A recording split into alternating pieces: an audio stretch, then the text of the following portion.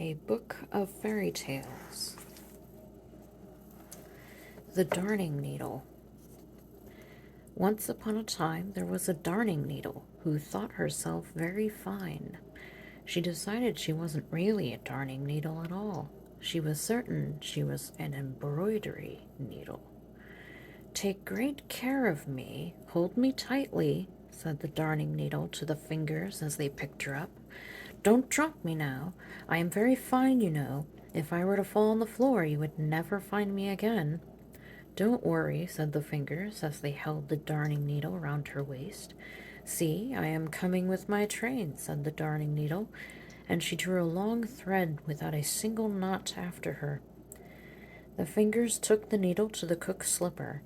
The leather of the uppers was torn and needed stitching together.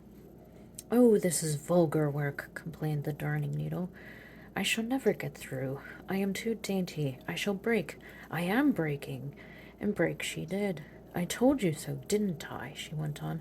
"I am too fine." Now she is useless, thought the fingers, but they still had to hold on. The cook dropped sealing wax on the darning needle and stuck it in her neckerchief. "Look, now I am a breastpin," said the darning needle, very pleased. "I knew that I was sure to become great. When one is special, one always becomes something extremely grand." And she laughed to herself, not out loud, for who ever heard a darning needle laugh? There she sat as proudly as a lady in a carriage. "May I inquire if you are made of gold?" she asked the pin who was her neighbor. "You are rather pretty, but your head is peculiar. It is only small. You must see that it grows, but then not every one can have sealing wax dropped on them." Then the darning needle drew herself up so proudly that she fell out of the neckerchief into the sink. The cook was doing the washing up. "Now I am off on my travels," cried the darning needle excitedly, "but I do hope I shall not go too far." However, the darning needle did travel a long, long way.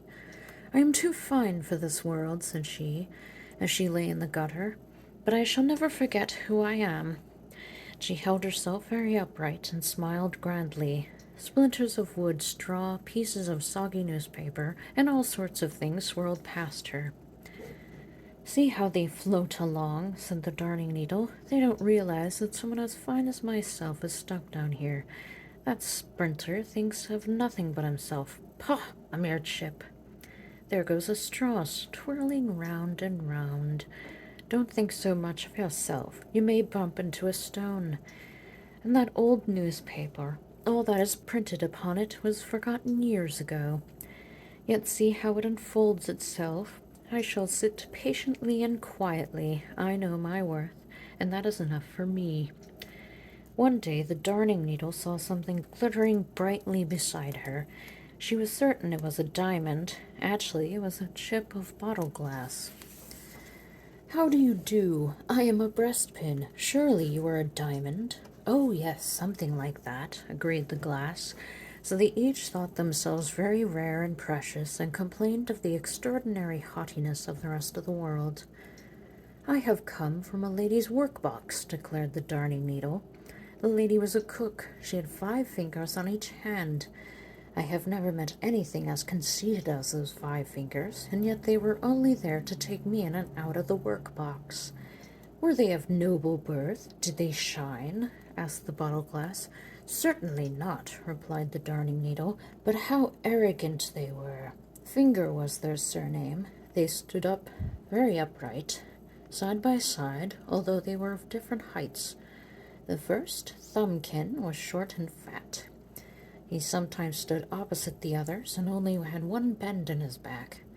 He told me that if a person lost him, that man was no longer fit for military service.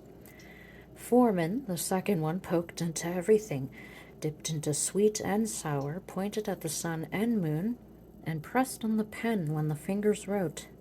Longman, the third, was a head taller than the others. Ringman, the fourth, wore a gold belt round his middle. And as for the little man, he never did anything, and this made him proudest of all. They were so stuck up and tiresome that I removed myself to this gutter. And now we sit here together and sparkle," said the glass. Just then a deluge of water sent the splinter of glass floating away. There he goes, mused the Darning Needle. I shall remain here. I am so fine and proud of my respectability. She sat very upright, thinking lofty thoughts. I almost think I am the child of a sunbeam. I am so fine. But the sun cannot reach me here. Alack, even my mother cannot find me here. If I still had my eye, I might weep, but no, it is not refined to weep. Then one day some little street urchins were wading in the gutter, poking about and hunting for pennies, odd nails, and such like. It was very dirty work, but that made it all the more enjoyable as far as they were concerned. Oh, oh, cried one of them, pricking himself in the Darning Needle. He's a fine fellow, though. I am no fellow, I'm a young lady, scolded the Darning Needle, but no one heard. She had lost her sealing wax and had become quite black, but as black makes a person look slim, she imagined herself finer than ever. There sails an eggshell, said the boys, and they stuck the Darning Needle into it.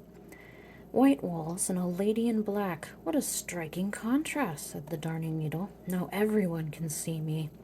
I only hope I shall not be seasick. That would be the end of everything. But the Darning Needle was not seasick, and that was not the end of her. Ah, I am steeled against seasickness. Here one has the advantage over man. Now the worst is over. The finer one is, the more one can bear. Crack went the eggshell as a wagon rolled over it. Ugh, what a weight, cried the Darning Needle. I think I shall be seasick after all. I shall break. I shall break. But she did not break, although the wagon wheel went right over her. Long did she lie there, and there let her lie. And thank you for watching, and I hope you enjoyed it, and I hope you have a wonderful day.